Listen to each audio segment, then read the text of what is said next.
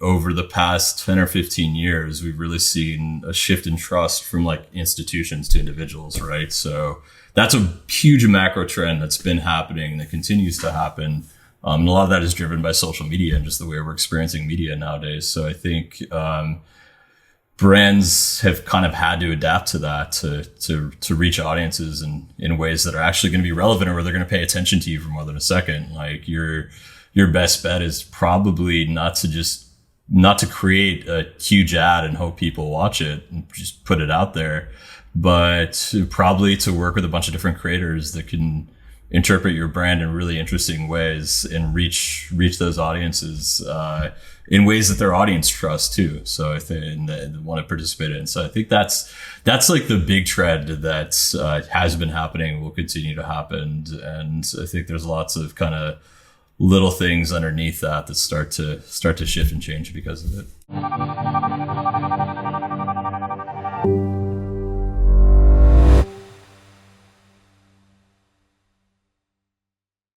Well, thanks for agreeing to do this. This is one that I've been really, really looking forward to for weeks. And I think, I first stumbled across your work back in, when was it? Must have been 2015, maybe, with the Alien Covenant work. When did you start to put that out? That would have been 2015 or 16. Those were 3 AM days. I was leading the creative team at a company co-founded with Ridley's company, focused on like world building and helping directors, studios expand their worlds through digital media, and how do you bring brands into that? What can you do with characters and sets, all that kind of stuff. So that time period was really about that. There's only been, for myself, 2 or 3 really pivotal times in my career when I've been really inspired by someone's work to that degree where I'm like, I want to do this. Like, this is something where I can see my skill set translating to, or wanting to sort of go down that path, or just be obsessed by work and just like watch it over and over again. And so I will say, like, watching that world building content that you were doing at 3 a.m. was like kind of pivotal at that time.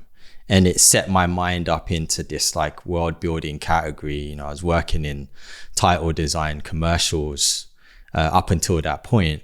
And then I saw that, I was like, wow, thinking about how you can really expand the worlds. And, like this term world building, you can kind of think of it for films, which you were doing, right? You could do it for TV shows, maybe even like tapping into like, maybe musicians, etc. But I think when we think about it, it's like video games, film, and TV. And I feel like you've taken that and then kind of transferred it into an overall creative philosophy, right?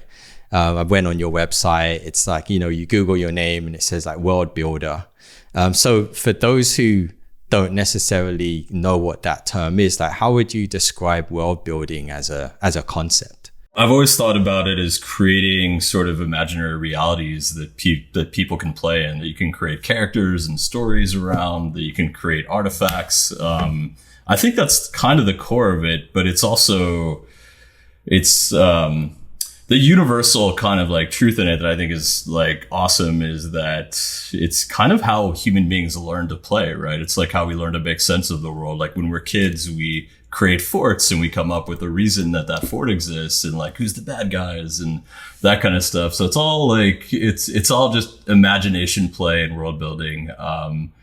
And yeah, I mean, there's lots of different ways you can apply it depending on if you're talking about film or TV or games or brands, people, culture, all that kind of stuff. I think it can mean a lot of different things, but I think as I've evolved through my career, I've had to come up with sort of more of a layered philosophy around it, of which to me is really like understanding a core truth that you're trying to convey to the world and really keeping that as the sort of center of gravity for everything you're creating. The best directors, the best storytellers I've ever worked with have been able to do that really, really well. So, and be up for doing it, because a lot of the work that you were doing is expanding the world of the film. Like the film or the show already has quite an expansive world around it and places that you go depending on how vast the script is and the concept, right? But then your job was to then take the essence of that and expand it even further beyond the film.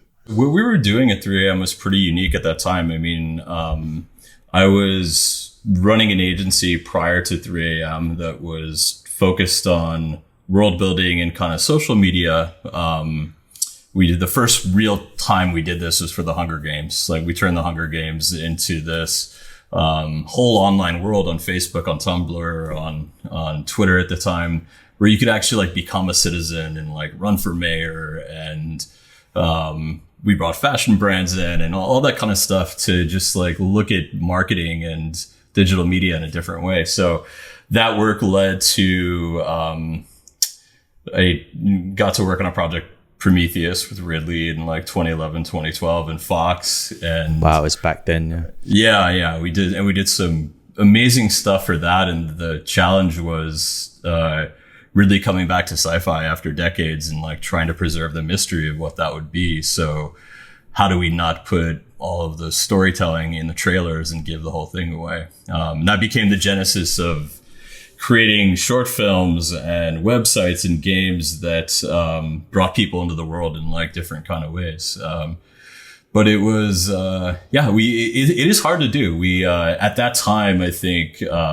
a lot of people in the industry were like, how the hell did you guys do this? You know, like, cause it's, we were doing it at a level of like using the actors and the sets and the production for those kinds of things, which is really logistically hard. So that was kind of the genesis of 3AM, like, to create a company that like knew how to do that really well.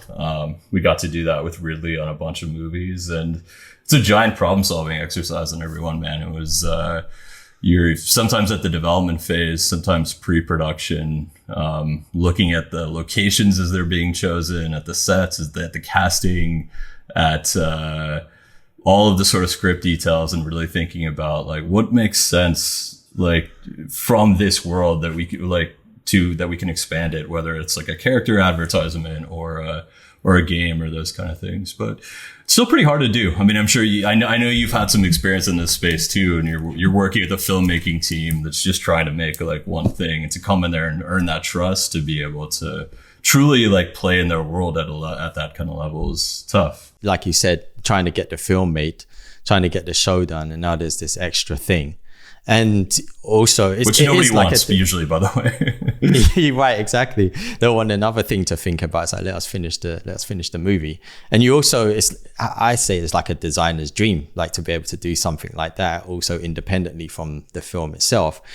But then you also have to have a director or film, production that's down for that too, that really wants to invest in that. So it seems like all the stars aligned for that part of your journey. Yeah, I was really lucky. I mean, I think there's few directors when you're talking about film and TV that have the like power, negotiating power, leverage with the studio and with the marketing team to say like, hey, I really understand how that side works, and I want to make decisions on that with my own team. But Ridley's, I mean, legendary in advertising and has a commercial production company, has been doing stuff in that space for so long that he was that kind of person. And it was really, we were lucky we got to do that in that time. On that topic of world building, like I was saying, that on average, you think about films, you think about games, TV shows, etc.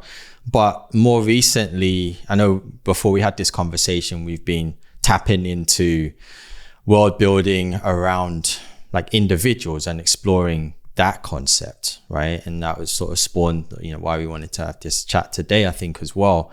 So how do you think world building can be applied to brands as well as individuals? Is that something that is relatively new or that you're exploring right now? It depends on how expansive you want to be about the definition of world building. I think there's different ways to look at that, but I mean, like the way I think about it, I was kind of explaining before, is like when you really understand the core truth of something, like how are you building around that, right? So Nike's a great example. I think Nike's an incredible world that it's always been about everybody is an athlete, and how do you serve everybody if they're an athlete in different ways through storytelling and performance and gear. Liquid Death is another favorite brand of mine right now. It's Incredible World. You know, I think they really, it's all about murdering your thirst. It's like making water feel metal, like that kind of stuff. So yeah, I think there are brands that do it really, really well. And I think there's an opportunity to create brands that have like really rich worlds that people want to be a part of.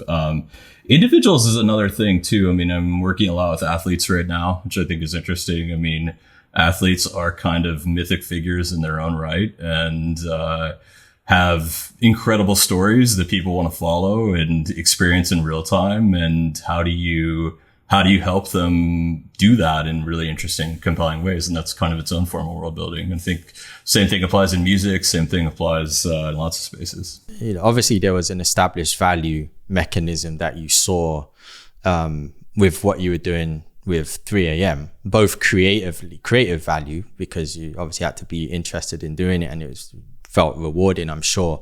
But was there a time when you actually really was like, oh, there's a lot of value add to be able to develop worlds around people, things, shows? The interesting thing in that time period was just seeing the way sort of digital media was moving and advertising in general. Like, I think this holds true today just as much as it was then. Like in those kind of spaces, people really don't want to sit and watch an ad, right? So you have to entertain them. So you have to find ways to bring them into what you're doing and hook them with a story and characters and products that really like make them believe in something. So I think that was kind of I think the big trend line that I was looking at around that time period. And I still think that's still playing out today in different ways too. You know, I think the best brands and the best individuals that people really fall in love with have incredible worlds that they create for you to play in and become a participant in, you know?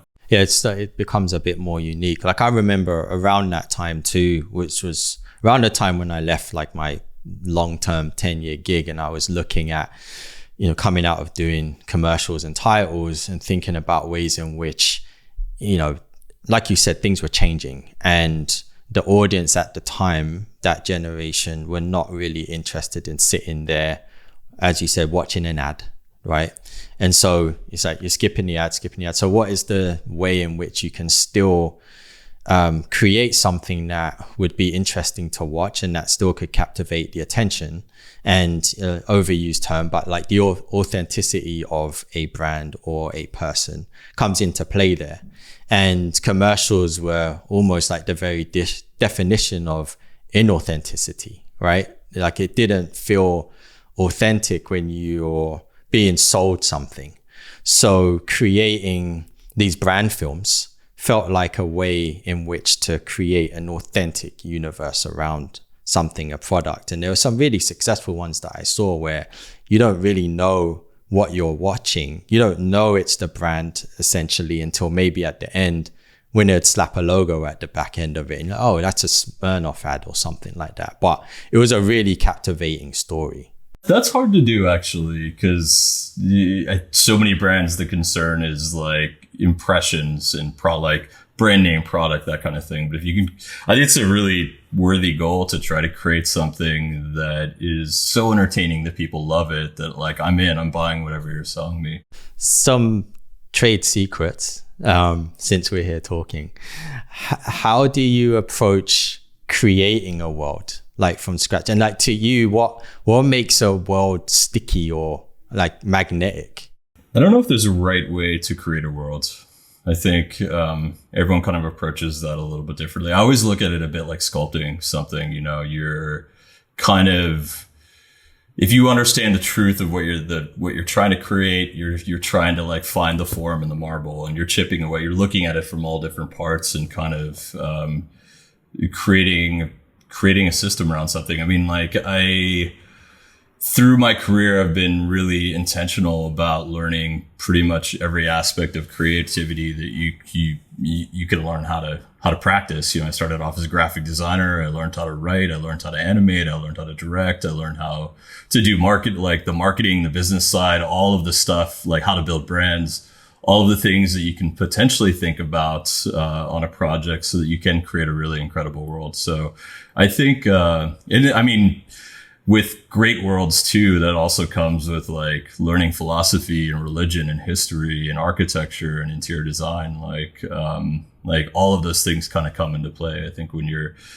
creating. What makes a world magnetic or sticky, I think that's interesting. I think for me, the best worlds are always like timely and timeless. I know that's like a term that people throw around, but I think it's really actually hard to do, right? To create something that's like feels urgent right now and that you can also watch in 5 years or 10 years and like, wow, it really stuck with me, or I still want to debate it or talk about it. So I think that's, to me, that's really a kind of one answer.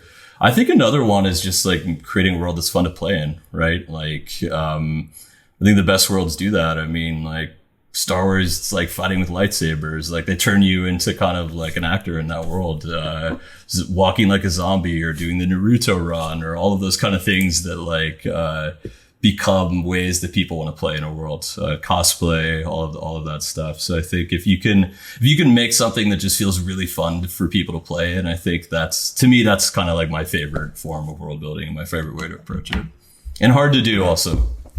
Hard to do, and you sort of got to tap into that inner child of people, right?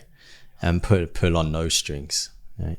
100%. That goes back to that, like, that's how we learned how to play. You know, that's how we learned how to make sense of the world. So giving people like cool ways to do that, I think to me, that's like the most fun you can have as a creative.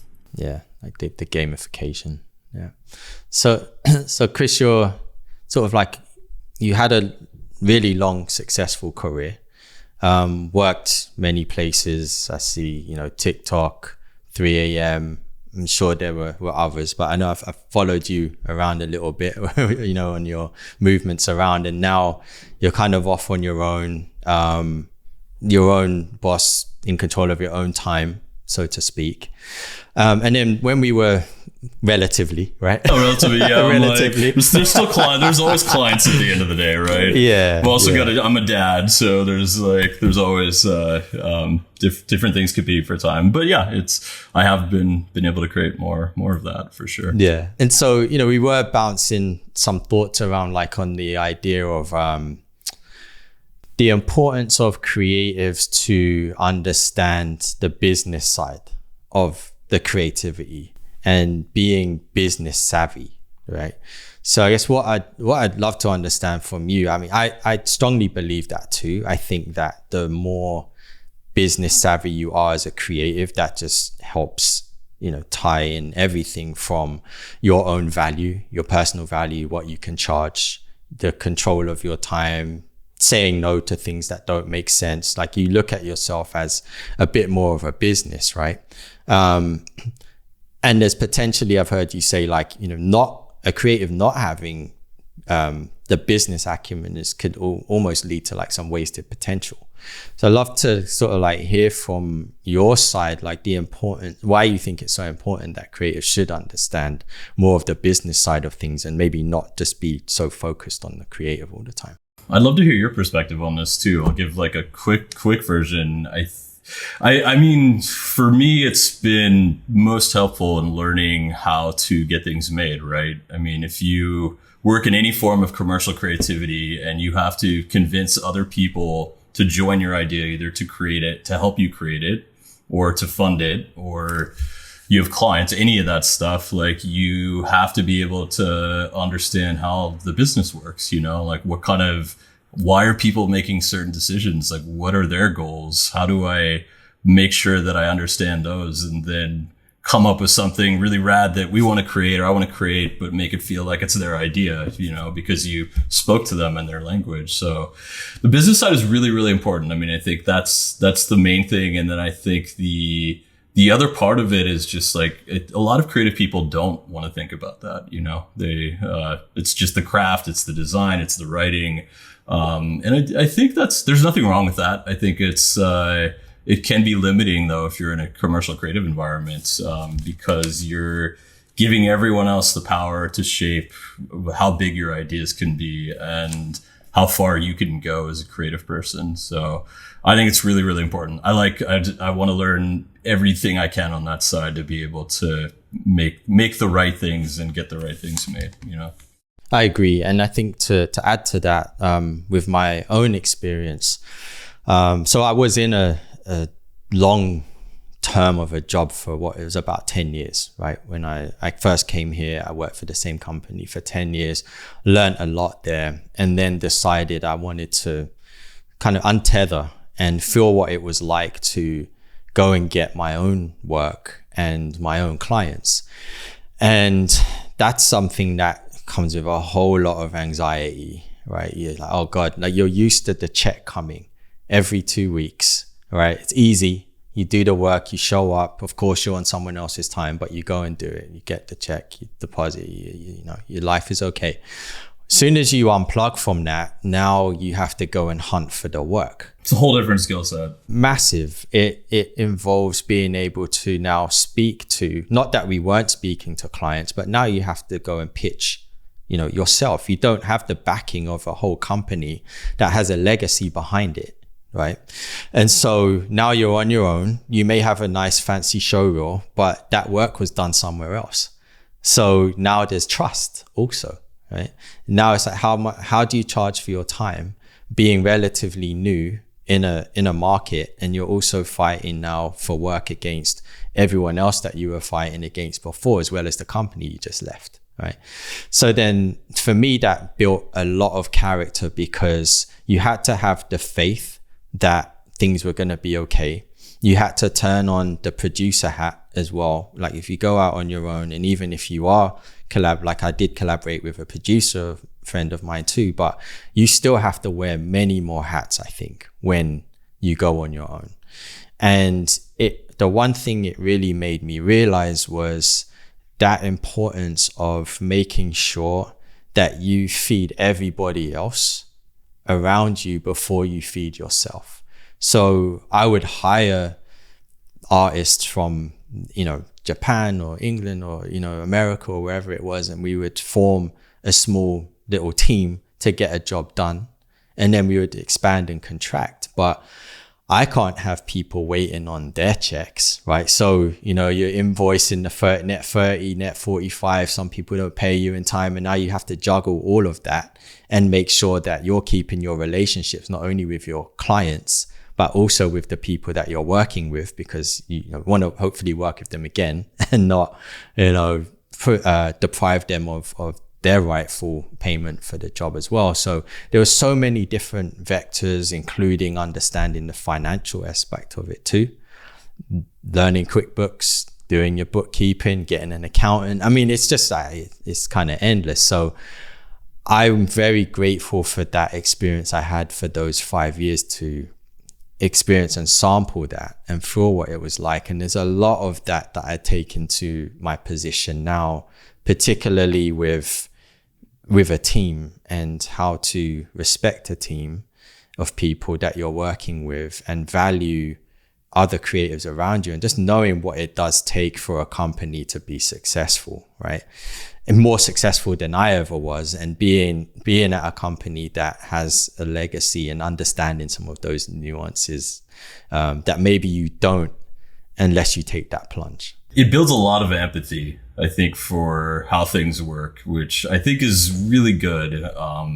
Because I think as creative people too, I mean, like, creativity is kind of an act of selfishness a lot of the time. You know, it's like, I want to tell my story or create my idea. I want to get that thing made. How do I bring people along in that? And when you realize everything else that's actually going on outside of you, especially in like that kind of ecosystem, there's a lot of empathy that creates. Early in my career, I was put in charge of an agency at like 28 years old, where I was also all of a sudden responsible for P&L, responsible for a lot of people and their careers. And I think that was one of my sort of most formative experiences, was just going from being a person that cared about the creative product to say the same thing. You have to worry about people, and you have to learn leadership, and you have to learn compassion, and you have to learn systems and payments and clients, all that stuff. And it's a lot of pressure. It is. It's different muscles. I've been really grateful for those experiences, though. Early 2020, I went to TikTok to help them build the Creative Lab team there.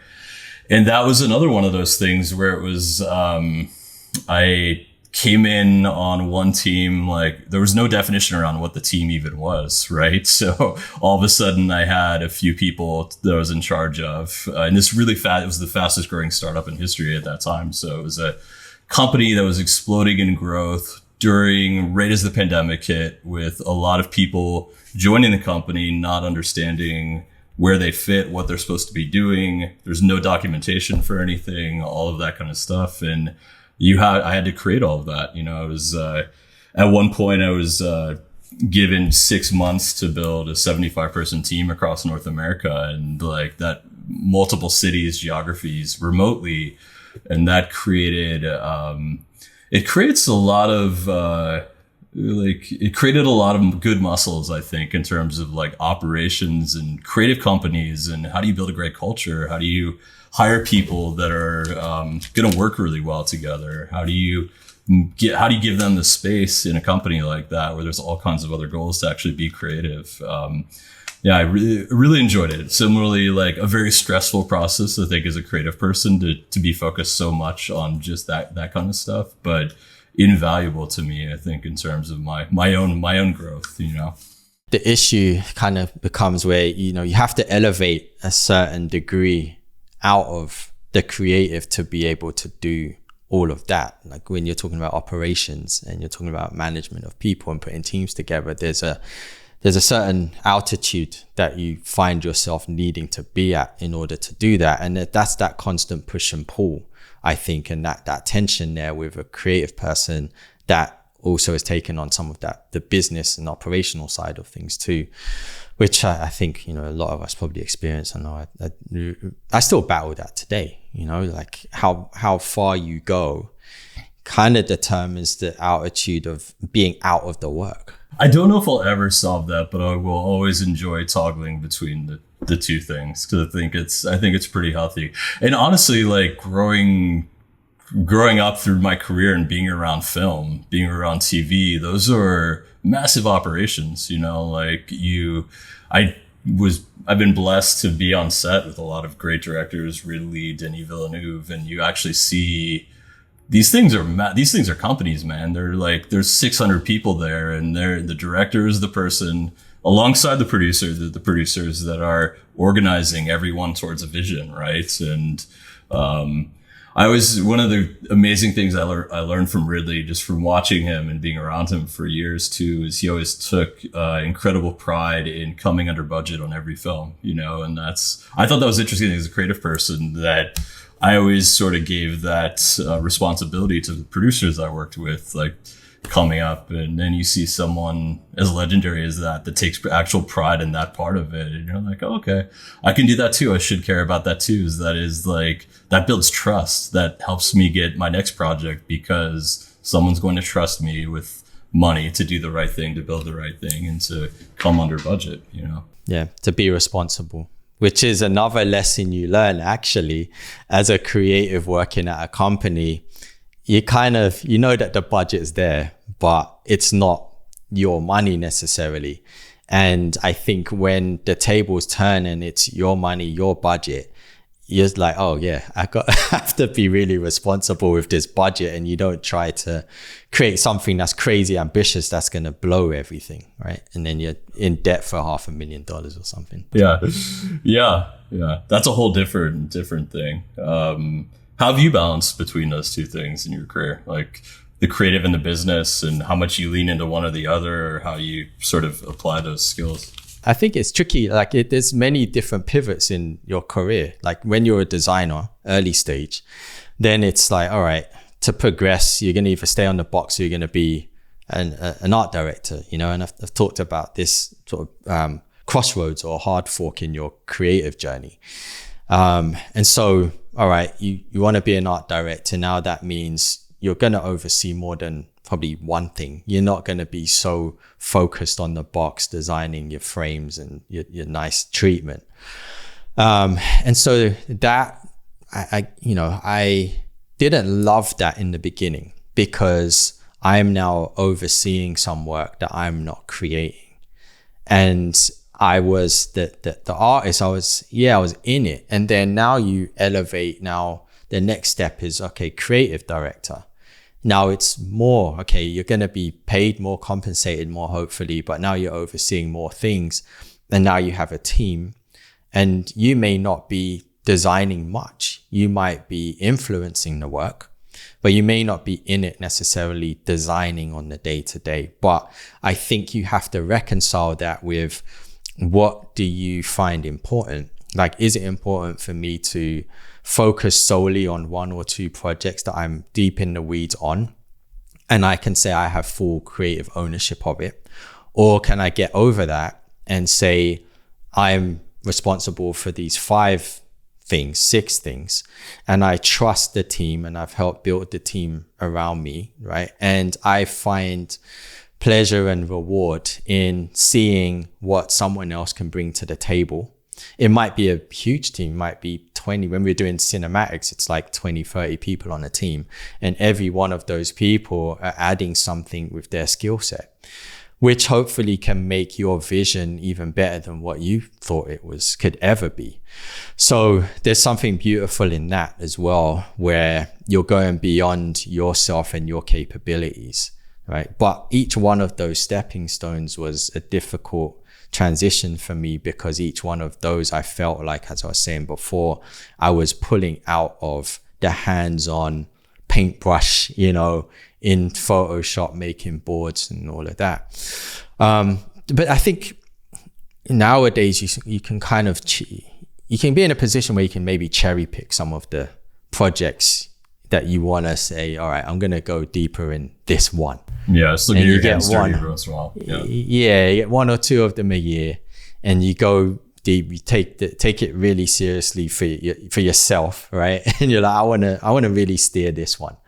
But you're obviously, you got a lot of responsibility. It's really hard to do that when you've got like a large team. But I right now, I just love getting people to where they want to be, mentoring other creatives on the team and helping them see maybe their blind spots. And I learn a lot from my team members also, who teach me a lot every day, right? So it's great. It's all about I think you just have to be truthful with who you are and what you want to do. There's no right, correct path. You could just stay a designer and have a really successful career and stay on the box and just be amazing and be sought after for the hands-on skill set that you have. Yeah, 100%. For me, I think it's I've had a similar relationship in terms of balance. I do the same thing, actually. Like, I'm gonna always pick a couple things a year that I'm gonna go really deep on. I'm still gonna eventually bring the right people in to help build that. But I think it's like, if you're responsible for a team in a creative setting, like, you can't really empathize with people that are making stuff unless you're still doing a little bit of that yourself. And you're going to build more trust and respect that, like, okay, like Simon or Chris, they can still get in the trenches with me and do this if they need to. Like, I'm going to listen to them, or that kind of thing. But yeah, I think I think there's kind of a beautiful relationship between all those things, like becoming in every single layer of growth, which also, interestingly, I don't know if you've experienced this, but the creative industry, there's really not much training for growth. And when you become a manager, when you're in charge of people, like, you're not really getting trained for that. You're going from pushing pixels or animating stuff to thinking about like what motivates people, and thinking about like what people's personal growth it can be in a project setting or a team setting, which is like just very different things that you have to think about and balance. And yeah, I'm guessing similarly, like, those kind of phases where you're thrown into that are pretty painful at first, and then you find your way and develop your own kind of like way of going about it over time. So it's interesting. Yeah, I honestly feel like it's something that's not spoken about enough. I think you fall into it, and then you kind of just making your way, and maybe you can get advice along the way, but it was never something that I even thought of when I was navigating my career. Like, this is going to actually happen. There's the dream of, I want to be a creative director. cool. But what does that actually mean? And what is that expectation?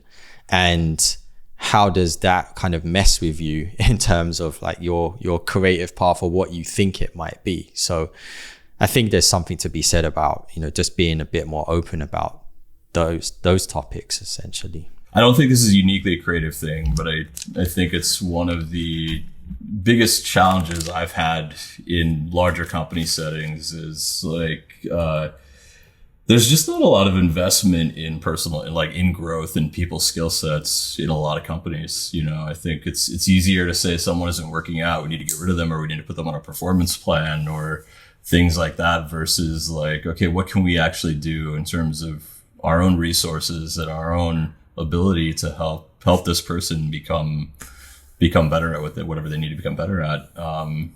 But yeah, I think to me, that's one of the most difficult things. And it's like, there's also a lot of empathy and understanding like how hard that is to do as a company when you're concerned with so many other things, just making payroll that month, You've gone through different companies, right? And probably spent quite a few years at each of them, and one thing that I've sort of battled with a little bit is retaining your creative vision sometimes, whether it comes to clients, oftentimes maybe diluting what you think is right. Maybe you're not right, but you still have this attachment to an idea, or budgetary reasons, or maybe where you are and like potentially like leadership where you might be at another company. Obviously you don't own the place, potentially diluting ideas that you may have. And so I would love to know, like, how have you able, or from the outside, it looks like you've been able to maintain your vision throughout your career, through what has been put out online and work that I've seen of yours, right? It's always at this kind of really high bar. I'm not an uncompromising person when it comes to trying to get something made. I actually really believe in, like, I am uncompromising when it comes to like the core truth of the idea, like the thing that we need to convey, or the emotion or the theme or the story, like that needs to get all the way through the process. But the rest of it, the shape of it can kind of change. I think when you're in a big corporate environment, you're dealing with a lot of consensus building too. So you're going to get, that's all it is, right? You're going to get people that are going to sand all the edges away of whatever your idea is. So I think you have to be kind of look at it as like, well, the clay is still wet. I could like take that feedback. I can not just do exactly what I heard, but maybe understand the thing underlying that and figure out like a way that this can be shaped better. So I think there's a lot of, it's a lot of resilience, a lot of like having those moments of like, fuck, I don't know if I can get this to where it needs to be, to like, okay, like I'm taking this feedback and I'm taking this constraint or whatever sort of thing you're dealing with, and how can this make the idea better? I think that is just like, that's the thing, is how can you keep asking yourself that, like through the process, like how can this thing I'm receiving right now actually lead to making this better and not worse? Still very hard to do though. Like I think it's hard to get it through the consensus and the committees and all of the people, and you have to convince a lot of people, and that's a hard process. Oh yeah. There's a lot of people that have to say yes. And I think when you are on the outside and you're not working for the brand, you don't realize how many people have to say yes and agree to something, right? Which, of course, there's reasons for that, right? There's the sort of mechanisms to mitigate as much failure as possible. There's a lot of stakeholders, but it's something that I personally had to get used to too, because sometimes if you're at a smaller shop, there's not that many people that kind of have to say, yeah, it's like, you're working with the director. Do you like it? Yeah, no, I don't want to revise this, revise that. And it's a phone call, right? I think that the bigger the place you go, there's a lot more consensus mechanism, as you said. And that's, I would go back to your question before, like that's something that I've also learned along the way too. Yeah. In your work also, speaking of like consensus and shepherding work through, you have talked about like this this tension creates attention term, which I actually found really interesting, because you can kind of look at tension being, or at least when I think about that, it's like kind of fabricating attention, or sometimes to the extreme version of that is like clickbaity stuff that you can see online, right? That can evoke some kind of response or emotional response. And so, having that as like a philosophy, how do you feel like you can sort of create this tension in your own work, but also retain this like authenticity to your own voice? I actually really just believe that, like, if you think about any of your favorite stories, any of your favorite films, games, like there's tension and conflict in it, right? And it's usually that appeals to us as human beings, because we actually, like, our brain, when we see something that feels incomplete or doesn't make sense, or we want to kind of figure out, like, we want to resolve it, or we want to figure out like how that's going to resolve. So I think it's something I ask myself in the teams I work with in our work all the time. Like, if the idea doesn't have tension, it's not good enough, I don't think that needs to be a bad thing too. I mean, I think you can do it with the right intentions and the right way that you might want to provoke people, but attention is such an interesting thing too. It's like to truly, as a human being, give your focus and your presence and your attention to something is harder and harder, right? So if there's not something extremely captivating with tension that's going to give me that, it's going to be hard to keep me. I think my favorite example of this is actually probably the opening of Inglourious Bastards. I mean, there's a lot of great examples, but that's just that scene. There's so much tension in it, right? Like, it's Hans Lanza and talking to the farmer, the family hiding underneath the floorboards, and like, what's going to happen? And you're sitting and watching them. You're watching people talk for 20 minutes, which, like, how often do we do that in a film, especially these days? But there's so much tension in it. You want to see what's going to happen next. It feels like it's like I also like to think about it as like it's an invisible string kind of pulling you through a story or pulling you through something that you're watching or you're experiencing.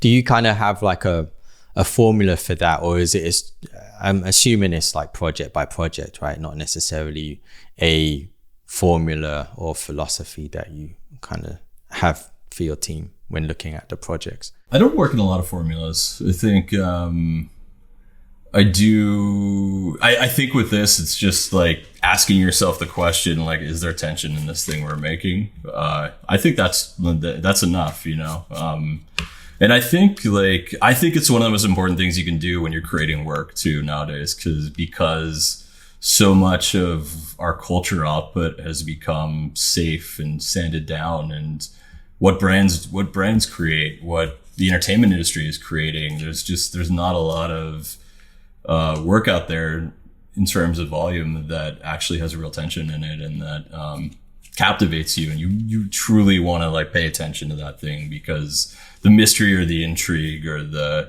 promise of what might happen is so good. Yeah, and I think that sort of ties itself back to, like what we were saying, like now there's so much of a attention deficit, right? With people really paying attention to anything that's out there. I mean, we're in social media sort of culture as well. So it's like, what can you do to stand out but still retaining your values? I think is like that sort of threshold there, Yeah, the values piece is important too. I guess your question about like maintaining your authenticity in it beforehand, I think that's, to me, I think that's a really important part of it. Like understanding your own values and how you're bringing that to a project. It's good to take stock of that all the time. You recently released this article that I was personally very thankful for on this sort of topic of giving away things for free. There was, how many words was the article? 15,000, I think. No, it actually was 8,500. Yeah.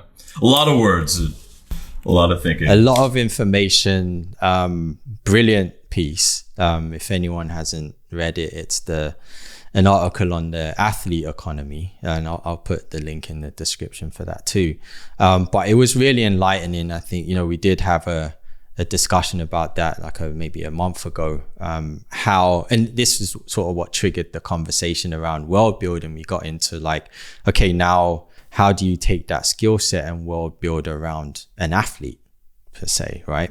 And invite people into their world versus brands inviting athletes into theirs. I think that was a like brilliant sort of distinction there too. And so you kind of frame this like these parasocial relationships, like the relationships that, you know, you or I could have with a figure, a celebrity, or an athlete, or somebody famous, an actor. This relationship that we have with them, oftentimes putting them on the pedestal. Thinking about like what our interpretation of that individual is, right? As something that maybe is leveraged for maybe actors, right? Talent in that arena, maybe musicians to a degree. But when you look at athletes, you were specifically saying that we haven't really taken that much leverage of that. For various different reasons that you outlined in the article. So I'd love to sort of get into this topic a bit more, and like why you sort of thought about athletes as a prime opportunity or fertile ground to dive into world building around athlete personalities. I guess one thing I can start with is one of the intentions in putting that piece out was every 3 to 5 years, I always kind of create a thesis for myself on what do I want to be creating right now? Where do I want my focus to be? And how do I make sure I'm holding myself to a certain standard when it comes to the work and the business and the cultural environment, all kinds of factors around whatever I'm creating. So that piece was kind of the culmination of spending 2 years at TikTok, 3 years working with athletes, working with Luka, and kind of just understanding like where the landscape is right now in terms of celebrity and influence and brand building and media and all that stuff. So it was a really good exercise, I think, for me personally. And then I really kind of felt like I needed to share this because I think there's a lot of sports is interesting. Like it's a very kind of sharp elbows industry. It's very, very much like things are done a certain way and they've been done a certain way for a long time. It's all of that tradition that is beautiful about sports is also, I think, part of the culture of the business side of it and the creative side of it. So, I just felt like I had to publish this and share it, which has been pretty fruitful in terms of finding a lot of other people in the industry that are starting to look at it differently.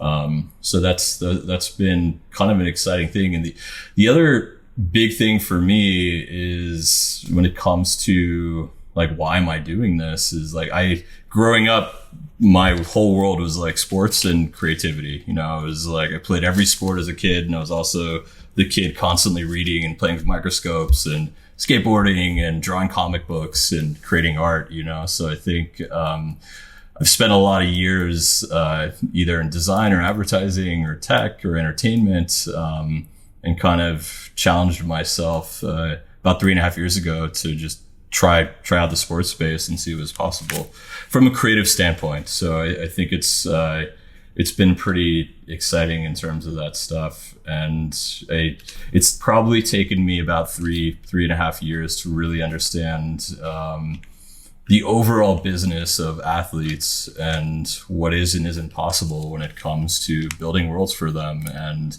helping them capture their own value and helping them. You were talking about parasocial relationships. I mean, athletes have some of the strongest fans in all of sports, and it's moving more and more towards that, right? There's like traditionally people have been fans of teams. There are certain sports where increasingly over the past decade, basketball, soccer, where personality and individuals are really kind of the ones driving fandom. So with that kind of shift, it's a simple shift that actually, I think, fundamentally changes the entire like economy around sports and what's possible and where power lies and who owns content, who owns rights, who actually owns those fan relationships. And that's kind of the big thing right now. A lot of athletes build up their social media following on Instagram or Twitter or TikTok or wherever and don't understand that having followers doesn't necessarily mean having fans or having ownership of that relationship, because you still don't know who they are. You're not necessarily talking to them in a meaningful way or creating experiences with them in a meaningful way. And that's kind of the landscape of possibility right now, is just getting more people to understand like what happens when you have an email list or you have an SMS list or you have a way of just like connecting with fans directly that a platform doesn't own. And I think that's, there's a lot that becomes possible once you start to think that way. There's a lot there. And I know you were sort of relating it to the content creator economy in a way, but you spoke about rewiring the athlete, so the player brand dynamic, right? Could you get into that a little bit more? Like, why do we need to rewire that? I don't know if we need to. I guess I'd say that. I mean, I think I'm always going to be a person that's like, there is no right way to do things. I think when we think about the overall like sports industry in that ecosystem, there's a lot of value being created. There's a lot of money to be made. There's a lot of amazing stories to be told. There's a lot that's possible. So I don't know if there's a right way. But I do think that like with what's happening with the creator economy over the past 5 years, influence is just moving more towards individuals.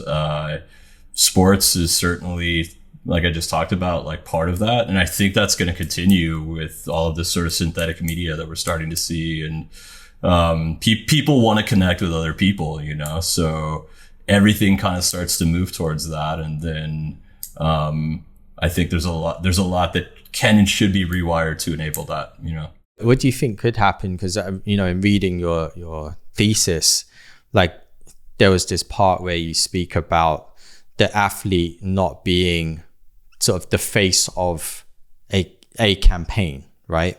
And looking at in reverse, where the brand is entering the athlete's world, and not necessarily the athlete's campaign, but like the world that's being built around the athlete, the brand's actually entering that. And so there's kind of like this power dynamic shift in essence. Yeah, there can be. I mean, I think there's a role that brands can play in that. But if you're an athlete or music art, I think music is like the best place to look for this, right? Like music artists are the best world builders when it comes to their craft and these kind of universes they create. So if you think about someone like Tyler the Creator, or someone like Travis Scott with Cactus Jack, like there's so many great examples of this where you see like they're creating a world that everyone can be a part of. They're not just going and doing campaigns for other brands. So I think that's a potential model that athletes can definitely be building. If you're creating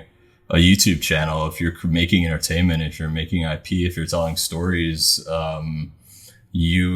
there's so many ways and opportunities you can make brands, make creators, make other people part of those, as opposed to just kind of doing the typical like sponsorship. I'm going to show up for your shoot. I don't know why I'm here. Sure, I'll read the lines. Okay, I'm in that spot next to like 6 other athletes. And did that really do a lot to build my brand? I mean, it seems like a mental shift. Like I think with creators, there was a mental shift, right? Creators were just posting stuff up online all day and not making any money from it. And the platforms were benefiting majorly from all of the kind of quote unquote free content that was being thrown up there. And then creators found a way to monetize that. And I see, like, again, reading your thesis around athletes, kind of, it's happening in the same way. There's a lot of quote unquote free content that's given out, whether it's a play or something, and there's beneficiaries of that. That's not necessarily the athlete or the athlete's platform, right? And so I just, thinking about what would it take for that shift to happen, or the mentality of both athlete and brand to understand that there's opportunity probably on both sides for this to happen, right? I don't know if you can speak to maybe a case study of what you're working on currently, or just hypothetically. I think it's challenging for athletes to actually create content, because that's not what they came up doing, most of them, right? I think you see a lot more that are doing podcasts, really good at TikTok, or they're trying stuff out. And I think there's certainly an incentive in certain sports where you have to do that if you want to like grow your ability to be seen, or to make any sort of money. I mean, the WNBA is such a great example of this, right? You have a lot of athletes that are earning like 34 to 48K a year in salary playing that sport. And the only way they can make more money than that is going overseas, playing year round, doing brand deals, creating content, and actually building their brand. So I think that's a space that I think is really worth following when it comes to this trend, because there's such a heavy incentive to create content, to actually create content and to become good at it. And I think a lot of younger athletes are coming up like watching YouTubers and watching TikTok creators and seeing like, okay, I can, like, these are the people I'm actually watching, and that's influencing like the way I view media and the way I view building a personal brand. So I think it's going to continue to kind of go this way quite a bit, and I wouldn't say any of it's easy, because there's like most athletes, their number one job is to be great at their sport, right? So having to be great at things outside of that is really actually quite difficult and demanding. There are so many demands on their time. So I think it's not an easy kind of equation, but I think it is, there's a lot more people that I think are embracing it, and they'll kind of create a sea change towards this over the next few years. Yeah, I mean, it's almost like, you know, with content creators, you're creating content, and like that is what you're doing, right? And yeah, that's your craft, number one. That's your craft. And so that kind of translates. Or a musician, you're kind of, there's almost like there's something to, there's an essence to you. You're a musician, you have words, you're trying to say something, you're trying to speak something out to the world. Your look, your fashion, and everything that surrounds you kind of makes up you as a world yourself, right? And you see that with some of the best musicians out there. It's very easy to identify who is who, even from a campaign. And then when you get to athletes, like you're saying, it's like their number one goal is like perform on the field. That's the craft. And so it could get to a point where it feels like everything else around that's almost a distraction in a way. And so then trying to carve out the time to, we're going to now create content, we're going to now build something around you, we're going to do this campaign and that campaign. I think maybe the easy way out is to sign with said brand, and they take care of all of it. And, you know, you're in your contract, you've got to go and you sign, you know, show up to particular shoots along the way, etc. But flipping it and bringing that into a ownership scenario, I can imagine that takes probably a lot more effort from the athlete to be able to one, have a say in all of that. And, you know, you got to go through, I'm sure, many approval processes too. But it's just an additional thing to think about. The mindset shift is important though, because it doesn't need to be an additional demand, because it can be a huge value add to your career. You know, I think one of the interesting things you see in sports is the way the sort of media landscape is built. Everybody else controls your story, right? Everyone's like, sports talking heads are going to like control the narrative around you. They're going to create their own stories, their own things you want to talk about. All of the sort of social media channels that are operating in the space are choosing what to clip or what to promote. And you realize like at some point, like everybody else is controlling your story for you.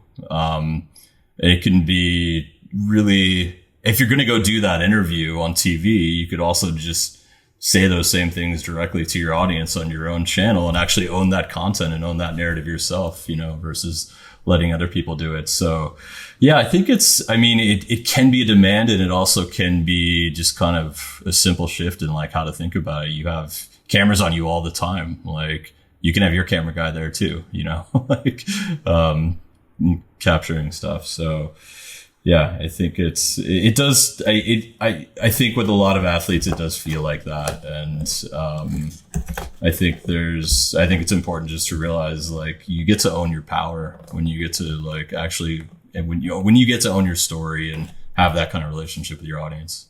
I guess it's like just thinking about having a team that takes the burden off you having to think about all of that, right? It's the good team starts, with that, the groundwork, and building a lot of that trust as well with the, the look and everything that you're putting out around them. I think that's obviously what your experience in that is developing over time, of course, right? Yeah. I think just listening to it feels like there's the real opportunity, correct me if I'm wrong about it, but like almost co-building, right? So the athlete has their team as an example and building out their content. And like you're saying, instead of saying this on someone else's platform, you say it on yours, but then integrating external brand partnerships with that too. And how can brands co-build with an athlete to create something for the better good that can work for both ways, right?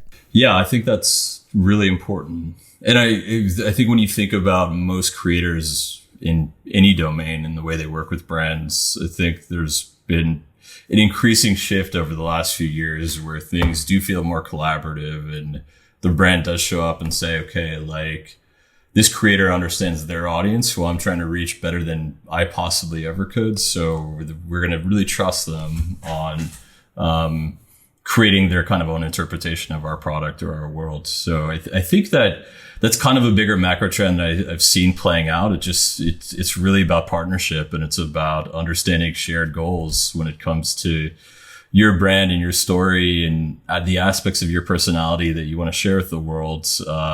And then how does that overlap with the brand that you're working with? I think it requires trust building, and it requires a lot of kind of faith on both sides, I think, to do that really, really well. Why do you think there was this shift? Like from like brands wanting to explore partnerships with creators. Like there seemed to happen like quite quickly when you, in hindsight, but I'm sure it wasn't really like that in the beginning, obviously. And like this theme happened over time where now you see companies, established brands being way more open to that, if not seeking it out. What do you think's behind that psychologically? I mean, you could look culturally, and I think over the past 10 or 15 years, we've really seen a shift in trust from like institutions to individuals, right? So that's a huge macro trend that's been happening that continues to happen. And a lot of that is driven by social media and just the way we're experiencing media nowadays. So I think brands have kind of had to adapt to that to reach audiences in ways that are actually going to be relevant, or where they're going to pay attention to you for more than a second. Like your best bet is probably not to create a huge ad and hope people watch it and just put it out there, but probably to work with a bunch of different creators that can interpret your brand in really interesting ways and reach those audiences in ways that their audience trusts too. So I think and they want to participate in. So I think that's like the big trend that has been happening, will continue to happen, and I think there's lots of kind of little things underneath that start to shift and change because of it. How would you say, like, clean slate, like blank slate, athlete walks into the room, right? And you need to create some kind of creator first model with this athlete, and it's a clean slate, and maybe there's not something immediate to hang your hat on. Like what's your process there? Like, how do you start to build something around someone new or a new athlete? How do you sort of start to get into that process? I just wanted to understand a bit of your thought process with it. I mean, I actually think there's always a lot there, right? Because most athletes have incredible stories on how they got to where they got. So that's a place to start, is to truly understand that. And going from that, I mean, you really want to just get to know them as a person and what they like and what their interests are and what their interests are outside of their sports that they might want to explore. What parts of their story or their life they do and don't want to share. I think all that stuff, it's really important to get to know that. So that's kind of, I think the first thing when you're working with a person is just like really understanding them as a human being. before anything else, so that any decisions you make, any creative decisions you make, or business decisions really come from that place of like, I mean, you said authenticity is a bad word earlier. It's definitely overused. I don't disagree, but I don't know another way to describe what you're kind of after in that situation. You don't want to help someone build a brand for themselves that doesn't feel anything like them. So then it's just going to be miserable for everyone, you know? True, because then they're just not being themselves anyway. But then you do talk about this like shared lore, this shared mythology, right? And creating lore, as we know, around anything, right, sparks interest, and there's, you know, depth within it, right? And sometimes, I mean, even in like, you know, you look at new media right now, like say in the Web3 space, it's like lore could only sometimes be like 5 years old or something. It's not like, you know, you've got 50 years or, you know, a couple decades of lore in general. And so thinking about like origin stories of athletes, like you said, like where they've come from, and developing that kind of lore, like, it seems like there's a big interest there for the fan base too, to really extrapolate on the storytelling aspect of an individual's path. Because like you said, you know, fans or people like to listen to people and understand how they did it. And so just listening to you talk, it's like makes me think, well, maybe there's opportunity there for, you know, thinking about the career beyond the field and how they could utilize the story to then bring up other athletes, right? And thinking about, well, okay, instead of like traditional training out on the field, there could be other ways in which you could then create content, much like people who have got coaching programs, etc., online, blah, blah, blah, blah, blah. Like, I wonder, have you thought about the extent of an athlete's career beyond the field and thinking about decades out after they, you know, retire?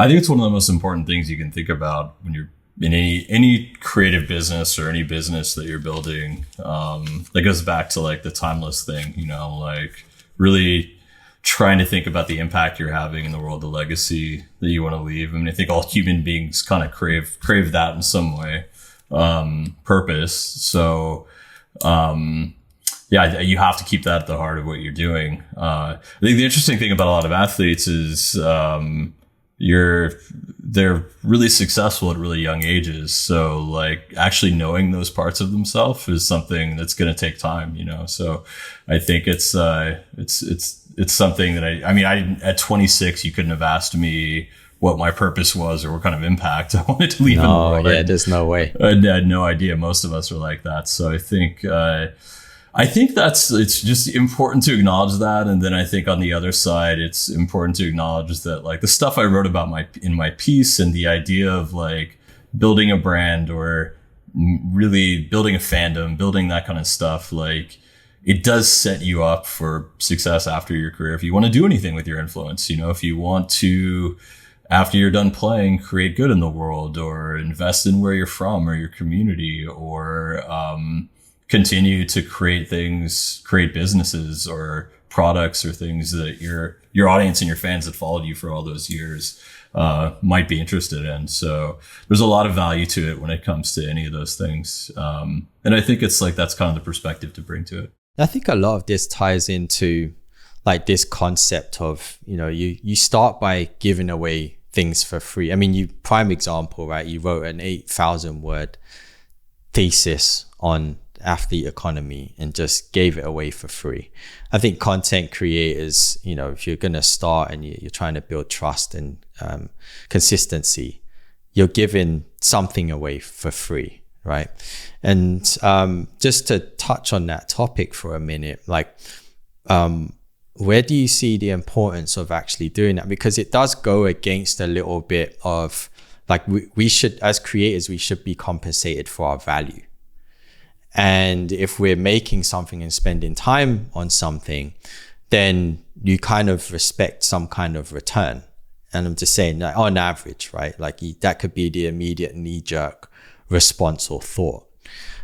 So, you know, giving away something like that for free and spending so much time on it, where do you see the value in in giving away your creativity for free like that? Well, I don't think creative people should give away everything for free. I think that's really, I mean, it's a little bit of a different conversation. I do think that sometimes as a person, like in any career, you're kind of, you might be trapped in a box or you might be defined a certain way. But you might have a story to tell or something to create that,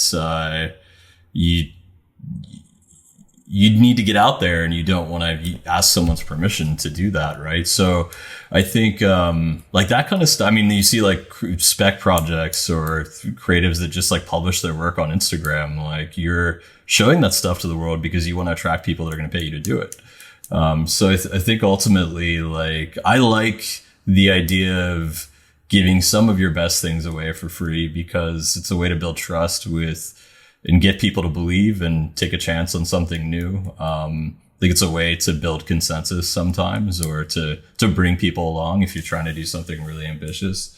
But most of all, I just think it's a great way to battle test ideas, like to put out little experiments and things in the world to just kind of see what happens. And I think that's a really good exercise for creative people. Yeah, getting like more sort of instantaneous feedback. Right, because that is obviously how we improve, by getting that constant feedback from our work as well. Yeah, 100%. Are you kind of finding the same thing with the podcast and like just your relationship with the audience and putting this out there?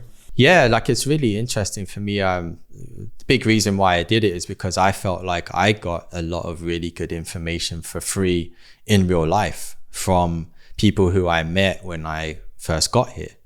Many people I consider mentors that I talk about quite a lot. I don't think many people are sort of lucky enough to have some kind of guidance system in their life really early on that can keep you on track. And so I feel like the people who maybe sat around the table with me, had a drink, invited me over for dinner, that's kind of free information. And so I always was like, I wish more people could hear this. And so now I feel like I'm at a time where I can add to that conversation as well because of some lived experience. And so I want to give away that for free so that people could, at least get some kind of knowledge from my experience and from people such as yourself. Like the guests that I speak to have a wealth of knowledge in different expertise in different industries. And that's really valuable. I think I'm doing it because I wish that I had that when I was younger, right? And so give it away. It's interesting to see the responses. I think the reward comes from hearing how maybe a word or a sentence or a theme maybe inspired somebody else. That's the best part of any kind of creative work, actually. I think is. You do it because you want to impact someone, or you want to inspire someone, or you want to emotionally connect with an audience. I think that's the beautiful part of it. And there's no one else controlling that, because right now, there's no monetary value associated with any of the conversations that you have. Or if you're putting out art, when you're doing it and you're doing it for yourself, you don't have a client at the time telling you what to do. Now, if somebody sees the work that you've created and they want to now approach you and commission that work, at least it's in your voice and it's work that hopefully you like doing. Now, it's another conversation where now if money's involved and now you have to now create for compensation, how you sort of feel about that. But, at the time, at least, in the beginning stages, you don't have anyone telling you how it should be or how it should sound or what it should look like. Yeah, 100%. I think personal projects are so important for that reason. Just it's where you can grow and test ideas that you can't do in your day job. I'll go nuts if I couldn't have like a personal sort of outlet to even do this and have these conversations. It helps you get out of your own bubble. And the same people that might be in your sphere on a day-to-day, you have to get out and you have to understand what's going on in the world and have those direct conversations. So that's a big reason why I'm sort of doing it. Yeah. exactly. It sharpens your own thinking, you know. It makes you smarter when you can learn from others and spar a little bit, and just get into like what insights exist out there that are different from what I know or what I've experienced. I think that's like that kind of curiosity is like most important, you know. And chances are you're not right in the exact way that you're thinking, and it's nice to have these influences to maybe you're going through a similar thing, a similar experience, right? And so how does that differ? What can you learn? What can you trade off? You know, I've enjoyed having this chat with you and bouncing ideas off the wall. Yeah, likewise, man. Yeah. So looking a little bit to the future, like let's say we're in what would we say, the creator economy 1.0, let's say right now, and looking out into the future of like, what do you think the 2.0 of the creator economy looks like? 2.0 or 3.0? 3.0 now? 3.0. How far are we going? That's interesting, man. I'd love to hear your perspective on this too. I mean, I think the big thing you can say is there are trend lines that have been like, we've talked about some of them in this conversation that have been happening for over a decade that I think are going to continue to happen. And then I think and then there's like AI and synthetic media and on robotics and all that stuff in the equation that is obviously going to dramatically change everything. So I think one of the things that we've talked about today that like you definitely can hold on to is like the value of human to human interaction and the value of like personal brands and an ability to connect with like actual people on the internet, I think is going to become increasingly more valuable, you know? So I think that's definitely something I can say. And like whatever happens around that over the next 5 or 10 years, I can predict a lot of things, but it's like, who fucking knows, man? That's a lot of stuff that we don't have control over in terms of where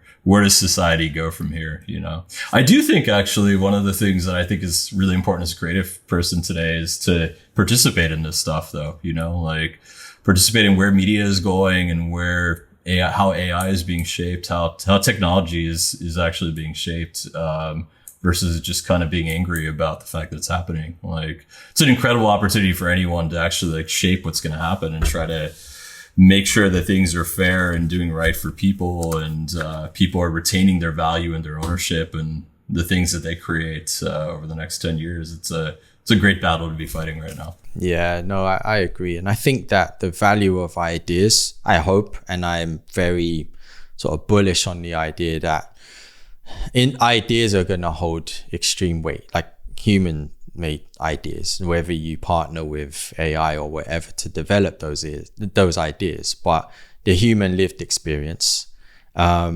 creating means to have more of those human interactions. I 100% agree with you there.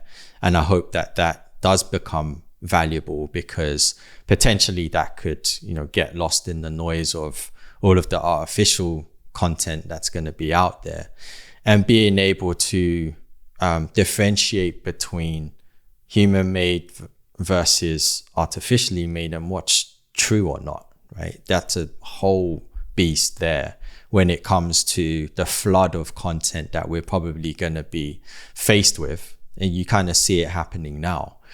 And I'm really interested to understand where the interest lies. Like, what does get the attention? Is it us humans having a conversation, creating some form of way to meet up and learn together, and co-create together? Or will the attention come through like more of an entertainment means through artificially made content? Because I saw something the other day where they were discussing the fact that like the creator economy is leaning way more towards entertainment now. So if you can entertain in a way, in a fashion, like you've got obviously like Mr. Beast as an example, the obvious one that people know, creating a means to like really entertain. But I'm not sure. I don't have the direct answer, but I'm hoping that it involves more of a human-centric activity, to be honest, and being involved in the conversation, I think is really important for us as creatives to move forward. I think so too. I mean, if you look at who's making the decisions right now in terms of how technology is being developed, it's business people, it's engineers, and there's very few people that have studied humanities or grew up creating stories, like really understanding the human condition. Creative people do that better than anybody. And they're usually not the ones at the table right now. So I think my big fear with where everything does go is that it does go into increasing personalization for everybody, right? Like can type something in and I'm getting entertained in exactly the way that I think I need to, and I'm not experiencing any other people or any other perspectives out there. And I think that's a trend line that definitely has been happening and that I do worry about. But I think it's why it's important to engage and think about how to shape this stuff and think about how to make sure that humans are still valued in that value equation, you know? And to see, you know, have the opposite side of the coin. Like you have to have that friction, I think. Like maybe your mindset and the way you think and what you enjoy viewing isn't the only thing that you should be looking at.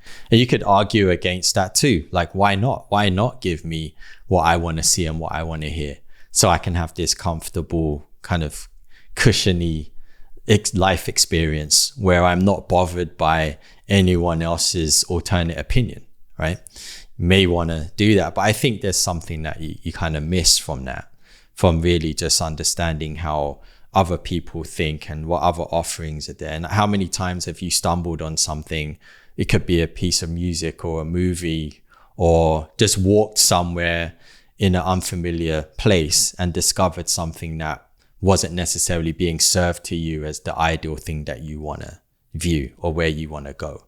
It's those happy accidents, I think, that, you know, hopefully still continue. There's a South Korean philosopher named Byung-Chul Han who writes about this. I'd highly recommend if you haven't read his work. But I mean, he really makes a point to say that like experiencing difference is one of the most important things that we can do as human beings. You know, like we should be uncomfortable. We should be confronted with things that aren't comfortable or easy or what we are familiar with, because we can't really grow without that, you know? And I do like going back to what I was saying before. I mean, like your culture has become so overtly like narcissistic in a sense of like everything is about, I need to be seen, I need to be heard, I need to, things need to be the way that I want to be them, that I want them to be. So I have a lot of concerns about that, but I think, I mean, as a creative person, I think we're also naturally good at this, right? You're curious and you want to learn stuff, and we're always kind of seeking out things outside of our craft and what we do to learn and experience to get better at it. So I think it's a really important time to be a creative person and to be out there in the world making stuff right now. I do think like if there's one thing maybe I could kind of roll the dice and sort of predict would be ownership of your audience. And I feel like, you know, the 4-letter word NFTs, in a way there's been a lot of experimentation around that, and sort of owning your audience and having a direct, maybe ownership's not the right word, but having a direct relationship with your audience that you potentially weren't able to have through traditional social media means. Right. Beyond quote unquote the point of sale, then being able to communicate with your audience beyond just sending an email. Right. And how do you get your audience invested in, you know, what you're about? And I think that can work for sports personalities, athletes, celebrities, whoever, the individual, the creator, the artist. You know, there's something there, that kind of philosophy around like the 100 or 1,000 true fans. Yeah, I think I mean the intention of NFTs was great, you know, from an ownership standpoint, from a tracking like standpoint, copyright, in relationship to the audience. So I think I hope however that evolves, I do hope that those intentions continue to be a part of how we think about media and how we think about creativity and how we think about audiences and ownership. I think it's certainly something that should not be lost in this kind of next phase of whatever gets built. I think it's just got to be thought about and, you know, done right, and keep attempting it. I think beyond like the bad sort of name and everything that surrounded NFT culture, there's something really beautiful in it that I hope continues to grow to be fun. And that's like maybe a biased opinion of the space, but I'm definitely rooting for it. Like so many beautiful things is corrupted by greed, but that doesn't mean that the intentions weren't good at the beginning, so. Exactly. And hopefully that can rise to the top. Is there anything that you would say going into the future that we should as creatives think about really leaving behind? Like when you evolve, you kind of shed a skin, and we're moving forward into kind of uncharted territory in a way. Is there anything around that you feel could be useful to think about, sort of getting out of our own way on? What you just said is pretty profound, right? Like you have to be comfortable shedding your own skin. I think that's probably one of the most important things we can kind of have as creative people right now, because we don't know where everything's going to go. So things are going to adapt, they're going to change, they're going to evolve. We might have to kind of change the way our creativity is practiced or expressed or learn new tools. But that's also been like my entire career, is like having to go from learning Quark and InDesign back in the day to Photoshop and Cinema 4D and like every single new tool that's happened. So I think this next phase, there's just going to be new tools and new ways to connect with people and communicate with people and tell stories. And I hope to see more creative people embracing it versus being afraid of it or being angry that it's happening, because I think there's a lot of opportunities to be part of this transition and creating something optimistic and creative and human for kind of our next phase of civilization, No, true. And nothing lasts forever either. We have to be comfortable with change. I can't believe you mentioned Quark Express. You brought me back to it about 25 years or something. Yeah, man. When I started, I was learning how to cut handset type with X-Acto knives and stuff, and I'm really grateful for those experiences, because it's like, man, it was so fucking hard to create things back then, and now it's so easy, and we kind of take that for granted. We've come a long way with the tools. Yeah, it's definitely, you can't go back. No way back. Technology, we're living in it now. There's no way you can go back. Chris, thank you so much for all of the time and the great responses and the banter. Really, really enjoyed it. And I have a question that I ask everyone, and it goes along the lines of like, what do you think it takes to be a professional creative in the space that you're in? You're obviously in a space of, kind of mentorship now and leadership, and you've gone out on your own. What do you think it really takes to sort of lead the way in that regard? The word that comes to my mind is probably empathy. I think that I think as a creative, I think creative people are naturally good at that if we want to be. We're very sensitive people. We can observe things and sense things that other people sometimes aren't paying attention to, and we can choose to use that power for good or bad. So I think there's a lot of empathy needed in the world right now for where things are going. And there's a lot that I think, going back to the first thing we were talking about in this conversation, which is world building, like there's an opportunity to build the world the right way right now. And I think that's a responsibility no matter where you are and what you're doing, and something that I think about quite a bit, even if I'm doing something really small, like designing something. How am I thinking that big and small about the actions I'm taking and the things I'm creating? That's actually beautiful. Yeah. Build the world the way you want it. Yeah. Love it.